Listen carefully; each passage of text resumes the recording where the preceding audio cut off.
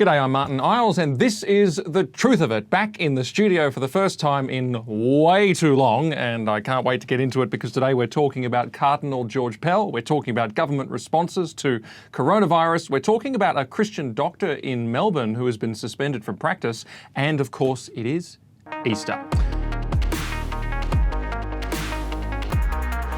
But first up, Cardinal George Pell. He's been acquitted of child sexual abuse convictions by the High Court of Australia. And I know I don't have to say it, it shouldn't need to be said because it goes without saying, but my interest in this matter is because I care about victims, I care about justice, I care about the truth. And that's precisely why we're talking about it today. It is to that end that we discuss the fact that the Cardinal has been acquitted, and it's not that he got off on a technicality. This was not a legal mumbo-jumbo outcome. This was a unanimous decision of 7 judges. It was clear, it was decisive, it was sharp, and it was authoritative, and it exposed fundamental gaps that should not have been there for such a superior court in the Victorian Court of Appeal's judgment. It highlighted a wide range of errors of both fact and law. This was about as powerful a rebuke as what the High Court can give to the Victorian Court of Appeal, and it addressed serious failures. The High Court said that there was, quote, there was a significant possibility that an innocent person has been convicted. Why? Because the evidence did not establish guilt to the requisite standard of proof. Now that's the fundamental point that flows through the entire judgment. And it is a fundamental point in a criminal case. It rests on the fact that guilt must be established beyond reasonable doubt in light of all of the evidence. That's the standard of proof. And the High Court said that the jury in this case actually must have entertained doubt in light of all of the evidence. It's a strong statement. They said that the Court of Appeal must have also entertained doubt, a big call. I quote, they said that their honours, that is the Victorian judges, reasoned to satisfaction of the applicant's guilt by discounting a body of evidence that raised lively doubts as to the commission of the offences. Strong words. This is what Pell was accused of. Just to go through the detail for a second. The allegations were that it was Sunday Solemn High Mass on December the 15th or December the 22nd, 1996 at St Patrick's Cathedral in Melbourne, and George Pell was the newly installed Archbishop. The Mass concluded, and the choir and the servers made their usual procession towards the front door. And at that point, Pell and his MC, Charles Portelli, would customarily stop and they would spend about 10 to 30 minutes greeting parishioners. Now, for some reason, the allegation is that on this day in question, he must have been able to break away from that or terminate it early so that he could commit the crime. But in any event, the choir and the servers in their usual custom processed out the front and around the side of the cathedral to the back, where they entered some rooms. The rooms have technical names, don't need to know them. A normally busy area though, where choir, priests and others would divest, where articles of worship that were used in the Mass would be stored away and cleaned and all that kind of thing. Now 2 choristers broke ritual and escaped from the procession, entering those rooms through another door. In the priest's sacristy, which is one of the rooms, they encountered Pell, who the allegation is raped them over a period of about 6 minutes. One of those boys was Pell's accuser. The jury found the accuser compelling in his recounting of those events, and the Court of Appeal agreed. That's why we ended up in the High Court of Australia. But the High Court was at pains to point out that the alleged victim was not the only credible witness. There was actually quite a number of credible witnesses described as honest, as compelling, as credible, and as unchallenged. And that was the important point, unchallenged. There was Charles Portelli, Master of Ceremonies, Max Potter, the sacristan, Daniel McGlone, altar server, Geoffrey Connor, altar server, Peter Finnegan, cathedral choir marshal, Anthony Nathan, choir boy, Luciano Parisi, choir member, Andrew LaGreca, choir member, Rodney Deering, adult choir member, David Deering, choir member, Dr. Cox, the assistant organist, and many others. Several of these had specific recollection of the days in question because they were memorable days. They were Pell's first solemn high masses as Archbishop at St Patrick's Cathedral. The High Court observed that they displayed general consistency, substantial mutual support, their honesty was not in question, and the High Court called it a powerful, quote, powerful body of evidence. And together all of these testimonies suggested with remarkable consistency and in some cases specific clarity that firstly, Pell always stopped at the front door of the cathedral and spoke to parishioners as a matter of custom. never less than 10 minutes, usually longer. And remember, these were his first 2 solemn high masses at St Patrick's, and so he was particularly in demand for people to talk to him. Secondly, Pell was always accompanied in the cathedral. It wasn't permissible for him to be left alone, especially when in his vestments, and he had to be accompanied to the sacristy to divest because of the ritual nature of that process, and this was all part of Charles Portelli's job description. Thirdly, the sacristy at any time in which the activity in question could possibly have occurred was an absolute hive of activity, with comings and goings and many people involved, etc. Now, the High Court observed that religious ceremonies follow solemn ritual, they're inflexible, and the memories of the witnesses were in some cases specific, including one who introduced his mother to Pell on one of the Sundays in question as he greeted parishioners. The court also noted that the alleged victims, if they had broken away from the procession as claimed, they would have in fact entered the priest's sacristy, which is the particular room in question where the assaults allegedly took place, once the servers were already in there, because they actually went around and took a longer route. And certainly there wouldn't have been 6 minutes of time. Back to the original point then, the question was asked, could this possibly be guilt established beyond reasonable doubt in light of all the evidence? And the High Court said, well, no. And they went further, saying there is a significant possibility that an innocent person has been convicted, as I said before. Now, that's a basic overview of the case, which I read in detail last night. Let me put it this way, and maybe this is more tangible for people.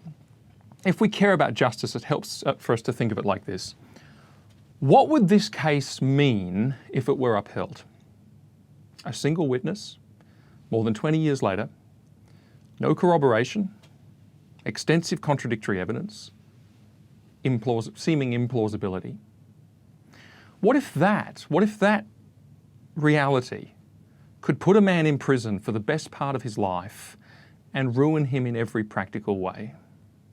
Pell has already spent more than 400 days in jail, most of which in solitary confinement. He's already lost his very senior role in the Vatican and so on. Now, the answer is very obvious. This is no basis for justice. This is no way to find and to uphold truth. It just cannot be permitted as a precedent. If it were permitted, then nobody would be safe from false imprisonment. The standard of proof would be so low as to be impossible not to satisfy. It should never have happened.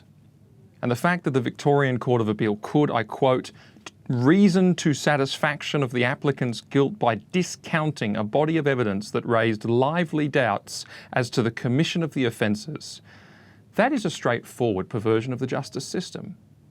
To bring a man down not because it's beyond reasonable doubt that he's actually done wrong, but because it seems of who he is, because he's not well liked, because of other extraneous considerations.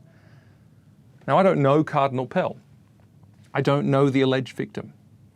I don't make any comment about the guilt or innocence of either, and yet I do know that the High Court has made the right call. Reading the decision, nothing could be clearer, nothing could be sharper.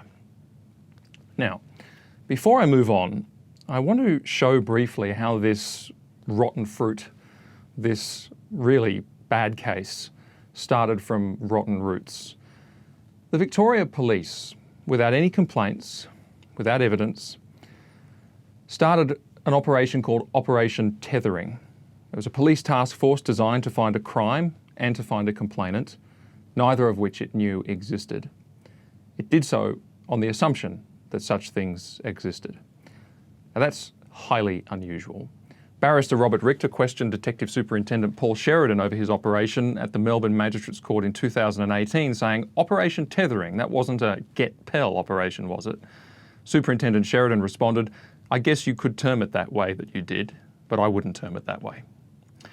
You know, by December 2015, so this operation was started in 2013, by December 2015, the Victoria Police actually advertised for complainants to come forward. A Guardian article published on December the 22nd bore the headline, Victoria Police Seek Victims of Sexual Assault at St Patrick's Cathedral. You know, eventually, after quite a bit of time, the police found their complainant. Then they charged Pell with, it seemed, no further evidence. And despite interviewing people whose testimony the High Court ultimately found compelling. And the matters raised by those who were interviewed right at the start ended up being the matters that contributed to the High Court's findings. And the alleged victim in this case, I don't know if this person is a victim of sexual abuse, they may well be, but they're certainly a victim of a disgraceful police operation which amplified their pain by dragging them in to a witch hunt against a person and dragging them along every step of the way over years through a case that was never going to survive. It was never going to survive High Court scrutiny. And you know, something is really wrong in the state of Victoria. This is the state whose police force charges the peaceful victims of violent protests, like Lauren Southern, for example, $60,000 for their police services. Not the violent protesters, but the person who's been protested who's peaceful. It's the state whose police force has multiple times refused to send adequate resources to protect ACL events from violent protesters. I have stood outside events being protested where violence has broken out and pleaded with police officers to do something to stop people trying to access the premises and stop people blockading the premises and entering the premises. And they did nothing. And afterwards, when we sought to complain, they threatened to charge our supporters with assault because our supporters had to push through the crowd to get to the door, and they did nothing more than that. So again, who are the victims here? This is the state whose judiciary taints their judgment with the most basic of legal errors, getting the standard of proof wrong. There's nothing more basic than that, and this is the Court of Appeal. This is the state where Premier Daniel Andrews puts out a media statement saying, "I make no comment about today's High Court decision, but I have a message for every single victim and survivor of child sexual abuse. I see you, I hear you, I believe you."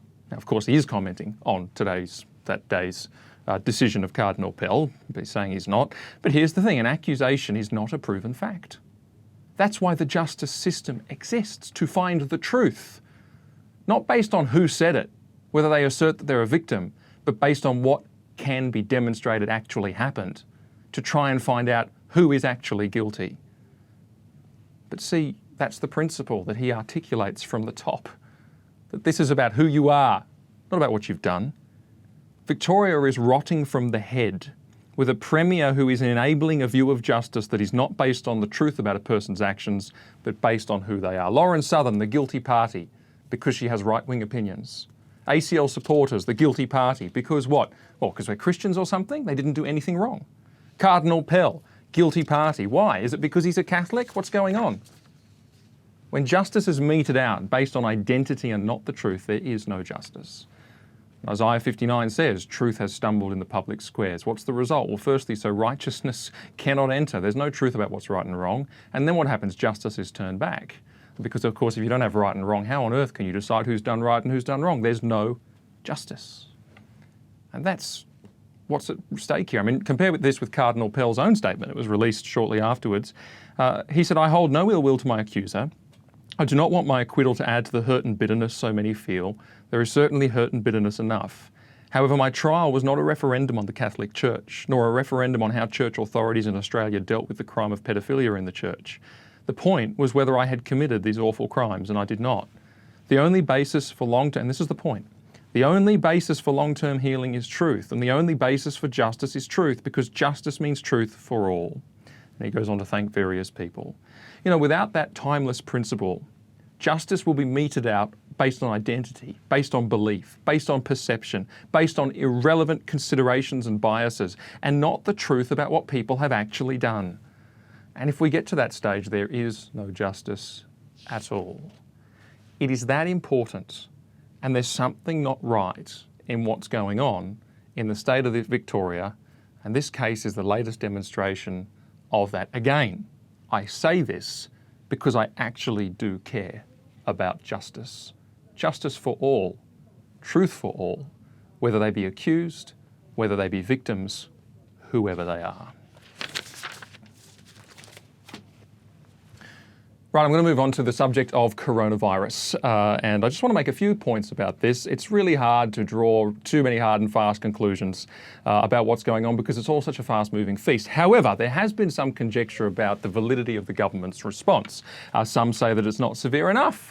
We need to lock down all the way right now. In fact, last year we should have done it or something. There's others that say it's way over the top and our freedoms are at stake and this is totalitarianism gone mad. People on the right of centre tend to be worried about the freedoms. People on the left of centre tend to be worried about not going far enough with lockdown. And I think that probably reflects the respective confidence that those two sides of politics have in the government as someone who's able to solve problems. But with coronavirus, it's very, very hard actually to know. And I think most of us just don't know. There's lots of unknowns. But let me say what can be reasonably discerned, and it's this. Responding to coronavirus is a question of finding the right balance between competing costs. And when one starts to look, one quickly realises that there is no low-cost solution. Consider this. Consider firstly the cost of virus, illnesses and death. Very, very grave. It's not just the fact that people are dying, it's the fact that there's families involved, it's the fact of humanitarian issues, it's the fact of the health system, it's the fact of an overloaded health system, an overwhelmed health system, and the attendant anarchy and horror that goes along with that. That actually is something with very, very grave implications. You think people can end up dying in corridors, unable to get care and that kind of thing. And with something like a coronavirus, that doesn't take long. Secondly, not just the cost of the deaths, but people have rightly pointed out, well, what's the cost of an economic shutdown? Good point. Of course it's big. We're talking about people's livelihoods, people's incomes, people's families, people's futures. People die in economic depressions. There's mental health, there's violence, there's substance abuse, there's family breakdown, there's all sorts of things. There is definitely a cost. But what about some others? What about the cost of the debt that could be incurred by the government response, or indeed is being incurred by any government response? At last count, and this has probably gone up by now, it was $320 billion to be spent pretty quickly on coronavirus response. That's 16.4% of our GDP in one hit. We're talking about flattening the virus curve. What about the attendant issue of flattening the debt curve? Because that never happened, see. The global financial crisis came along. We had plenty of money. We didn't have any government debt. What happened? We plunged ourselves into debt. In order to spend our way out of that crisis, and there's debate about whether that was effective or not. But what did we do in the good times? Did we start saving? Did we start pinching our pennies? Did we reserve some money so that we might be able to encounter the next tough time well? Did we do what Joseph did in the Old Testament and save up for the famine and get storehouses of what we needed? It seems not. We never got back to surplus. We never dealt with our debt issues. Next crisis comes, what happens? Well, we plunge all the way down further. This cannot go on forever. Who pays it back? It's a generational problem. What happens when you end up getting debt on debt on debt and you find yourself unable to get out of it? Well, your credit rating's at risk. Investment in the country is at risk. Wage growth is at risk. GDP per capita is at risk. You have ongoing serious problems. This is systemic long term. What about the cost of isolation for individuals? You think of people who are dealing with depression and mental health, anxiety, people who need to be out and about in crowds to stop their anxiety issues from getting worse. People who have been recovering from addictions. Nothing worse than putting someone in a room and saying stay there by themselves when they're recovering from addictions. What about the cost of the unknown? Because if we think we know the full implications and ramifications of this, you think of the infinite, complex, multi-level chain reactions that are going on around the world right now. You think that a guy eating an undercooked bat in China could create this whole disaster. We are crazy if we think that we can predict the outcome with any reasonable accuracy. There's the unknown. Now, those are all the bad things, but there's opportunities as well. Being at home, families are together. In most cases, that's a very, very good thing. A very good thing. Busy people are resting. And they might not like resting, but probably they've been too busy for too long for, sometimes wrong reasons and forced to stop. That's not necessarily a bad thing at all. It brings what's most important into life into stark relief. God. How about that? It brings the frailty of life into stark relief. It makes people think and take time. And you know what? If people think on God, well, that's worth it. Relationships, loved ones, families. And we also forget that people are resilient and flexible. We sometimes fall for this notion that everyone's a wilting wallflower and we need to be protected and cared for to the nth degree. People are tough. People adapt. People change. People deal with circumstance. This isn't all bad, but here's the thing. Which is the low-cost answer? There's not one. Which is the right way to go? Well, I think policymakers need the wisdom of Solomon to know how to plot a path that walks between these competing costs and some benefits and tries to develop an outcome that's unpredictable, but nonetheless minimises cost. And they may adapt as data comes to light, and that should be fine. They should be able to do that, and we shouldn't think any the worse of them. But the response we have is built very strongly around the idea that the health system could be overloaded. And I think that that's reasonable. Professor Brendan Murphy, the most important thing we have been looking at in this health system capacity modelling has been what is our intensive care unit bed capacity and what is our intensive care unit bed demand. We've already planned to triple our intensive care unit bed capacity, and we ought to make sure that we can have the tools to manage the growth of COVID-19 within that capacity. This is a serious issue. We've got 2,229 intensive care beds, roughly 900 New South Wales, 900 split between Victoria, Queensland, the rest scattered around in smaller numbers. This is something that's got to be managed, and it's the whole flattening the curve thing. New York State, they're currently trying to build 87,000 more hospital beds, 37,000 more ICU beds, hospitals being expanded, emergency field hospitals been set up in Central Park, hospital ship USS Comfort with 1,000 beds is moored off Manhattan, temporary hospitals been built within the convention centre and so on, and they can't get the PPE, they can't get the equipment to make it happen. You know, they're passing laws to allow one ventilator or respirator to be used between two patients. They need 30,000 new ventilators urgently. They've only sourced 7,400. In the entire country, they've got between 100 and 170,000 ventilators. They think they could need 960,000. 341 temporary field hospitals are under construction. Parts of the USA need 800% more beds. 15 military bases have been approved as quarantine camps.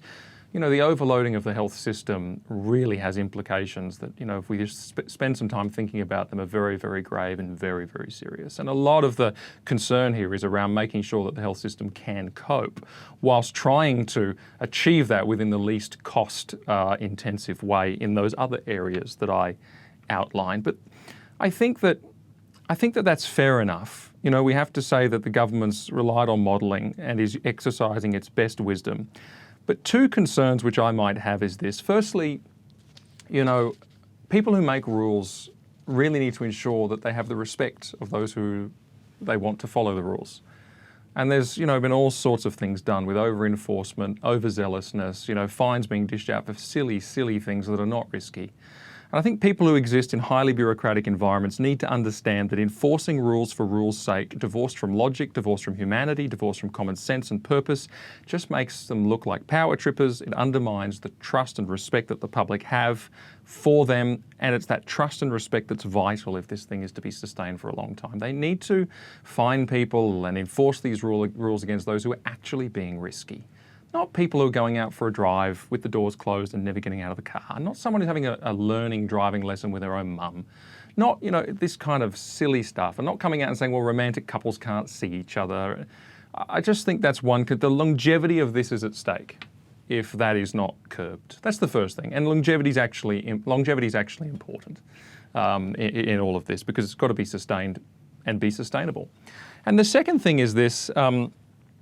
I think if we have a risk in getting the calibration wrong in trying to walk through these competing costs, the risk would be that we would have too much trust in the government to save us from the consequences of the situation. And I think if we think that consequences are that simple, that the government can pick them all and save us from them all, then we're very naive.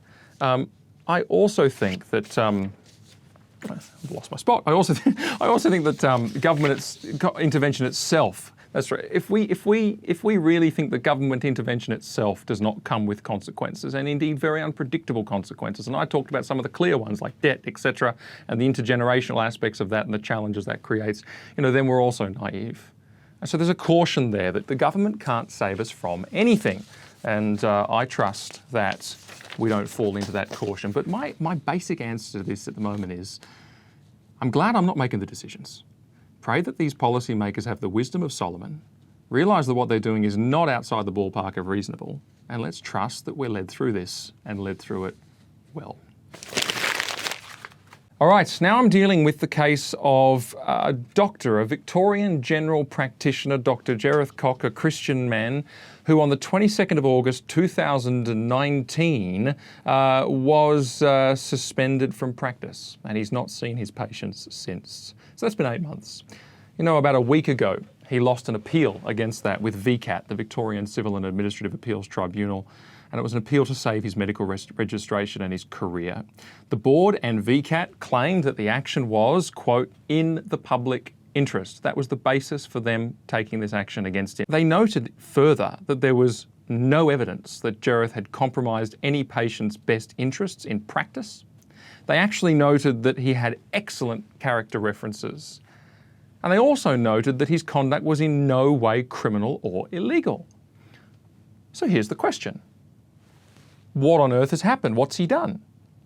Well, using its investigative powers, the board had paid forensic experts to compile a dossier on Jareth's social media activity and internet history over a period of more than a decade. Jereth was a vigorous participant in political debate and social commentary. His views would be characterised as conservative. His tone would be characterised as strong. He wrote concerning many matters, including areas relevant to medical practice like abortion, transgenderism, particularly in relation to the affirmative treatment model in children, LGBT matters, and the usual, hot button controversies that we're all aware of. The board said that his posts were arguably denigrating on a simple reading of them, appearing to express certain views when read in isolation, and that they would arguably demean LGBTI people, arguably denigrate other practitioners like abortionists, arguably incite violence. They said patients may see them and reconsider their relationship with Jereth. They said that they were concerned about the level of respect he can bring to members of the medical profession. They said that the community may not be able to accept that he can provide respectful care. This, despite the fact that Jereth could agree to remove posts and be careful about his tone in the future and was prepared to do so. Notice that there's no defined complaint. There's no identifiable harm. There's no illegal act. There is no provable impact on the medical profession. There's no tangible result and causal connection to wrongdoing. There is a might and a may and an arguably and potentially. There is a we did not like his political views, so we have ruined his livelihood, changed the course of his life, and done so with no regard to his loyal patients or his family, including his 2 young children. Jereth may have been strident at times, yes. He may be able to moderate his tone and try to be nicer, yes. He may be able to self-censor, but they haven't even given him the chance. He hasn't worked in 8 months and may never work in his chosen profession ever again, which, by the way, as we all know, is extremely hard to get into, takes years and years of study, and is not easy to pivot out of. It's not in the public interest to lose doctors, much less doctors in good standing with their patients and their colleagues, which he was, much less doctors who have families to feed. And it's not in the public interest to ruin people simply because they have said something unpopular, which you, and by you I mean VCAT, I mean the medical board, which they do not like. Not anyone who actually matters, not a patient, not a colleague. They've accrued to themselves a little bit of power, a little bit of authority, and they've decided that they can just finish people because they disagree with them on the basis of might and possibly and arguably and potentially. Let's be clear about this. This is not about the public. If it were about the public, there would be evidence of public harm. It's about them, it's about you, the medical board, VCAT, and their prejudices. All Jereth ever did was speak. He never mistreated anyone. He never did anything to hurt anyone, exclude them, disadvantage them. He actually just talked about things. He made posts on the internet. He wrote articles for online papers and this kind of thing. And yet he's been excluded. He's been hurt. He's had his family disadvantaged. He's been mistreated, discriminated against on the basis of his beliefs in a more devastating way that he could ever have achieved. They talk of discrimination. Well, one party in this picture has been discriminated against and it wasn't. And it was Jereth. They talk of exclusion. One party in this picture has been excluded. It was Jereth. They talk of harm. One party in this picture has caused demonstrable harm. It wasn't Jereth. It was those that have sacked him. And I'm getting a little bit tired of this kind of thing. We see it all the time. Bureaucrats, people who have just managed to build up a little bit of power. And what do they decide to do? They decide to meddle And they decide to say that because, well, they've got a bit of power and they disagree with someone, they can finish them in ways that are totally and utterly disproportionate, in ways that show no evidence of anyone actually being hurt, and even when there is absolutely no complainant. This is going on far too much. And that's the medical board for you, and I can confirm that the medical board is no stranger to this kind of activity, and that those in the health profession need to be aware of it. But, you know, I think that if Jereth wants to appeal this, I think he probably should, then certainly we would give him all the support that he needs. And indeed, the Human Rights Law Alliance would stand ready to help to make sure that that can be done, because it would be the right thing to do. Well, it's Good Friday, and so I just want to take a moment to tell you perhaps the most important thing that I have ever said on this program. Good Friday, as we know, commemorates the day upon which Pontius Pilate condemned Jesus to death by crucifixion. He was tortured, he was fastened to a cross, he hung there until he died, and that is a well-documented event in human history. Now, do you know the Latin word for cross is crux? And when we speak of the crux of something, we're speaking of its most important feature, the most fundamental aspect, its most vital point. And the crux of all of history is the cross of Jesus Christ. The most fundamental point. In fact, the crux of your life is your relationship to that event. The most important thing about your existence right now is how you are related to the cross of Christ. And I talk a lot of politics. I talk a lot of news, I talk a lot of current events, and many people watch because they want insights, they want political savvy and all the rest of it, but I assure you all of those things are just piles of vanity compared with this surpassingly important fact, your relationship to that event in history, the cross of Jesus Christ. And I want to mark Easter by reading you something, and I'm reading you an account of someone who has actually had a startling realization. They've had a revelation of what the cross of Christ actually truly means and what it really ought to be in their consideration. And it switches on occasion between the voice of God, which it starts with, and the voice of this person who is having this startling revelation. But you'll be able to follow with me. And it's from Isaiah 52 and 53. I'm just going to read it. It says, "Behold, my servant shall act wisely. He shall be high and lifted up, and he shall be exalted. As many were astonished at you, his appearance was so marred beyond human semblance, and his form beyond that of the children of mankind. So shall he startle many nations. Kings shall shut their mouths because of him, for that which has not been told them they see, and that which they have not heard they understand. Who has believed what he has heard from us? And to whom has the arm of the Lord been revealed? For he grew up before him like a young plant, and like a root out of dry ground. He had no form or majesty that we should look at him, and no beauty that we should desire him. He was despised and rejected by men, a man of sorrows and acquainted with grief. And as one from whom men hide their faces, so he was despised, and we esteemed him not. Surely he has borne our griefs and carried our sorrows. Yet we esteemed him stricken, smitten by God, and afflicted. But he was pierced for our transgressions. He was crushed for our iniquities. Upon him was the chastisement that brought us peace. And with his wounds we are healed.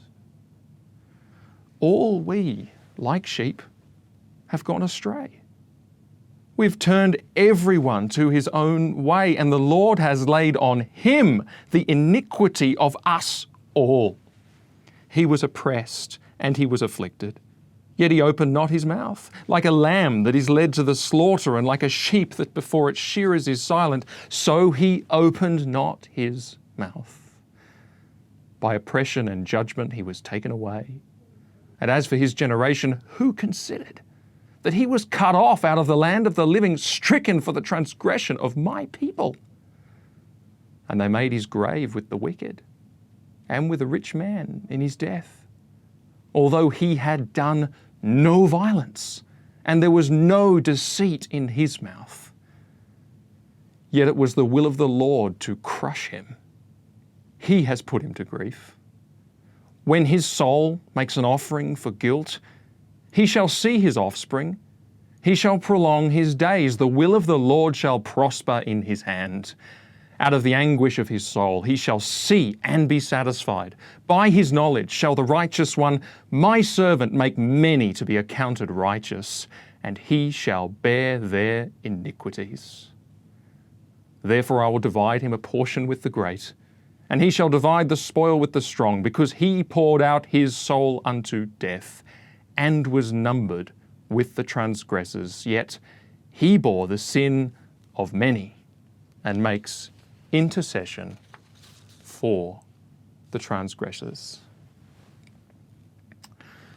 I just want to say, may God bless you this Easter by giving you that revelation, by reconciling you to Jesus Christ and his saving cross.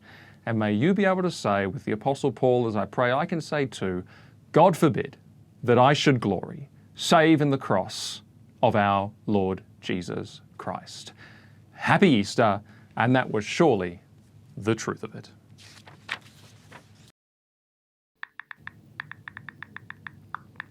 Hey guys, make sure you click like to like the video, or hit the subscribe button down here and click on the bell so you don't miss any notifications. And to watch more videos, just click here.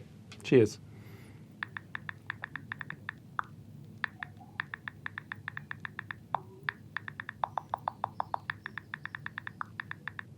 Go on, click one. You know you want to.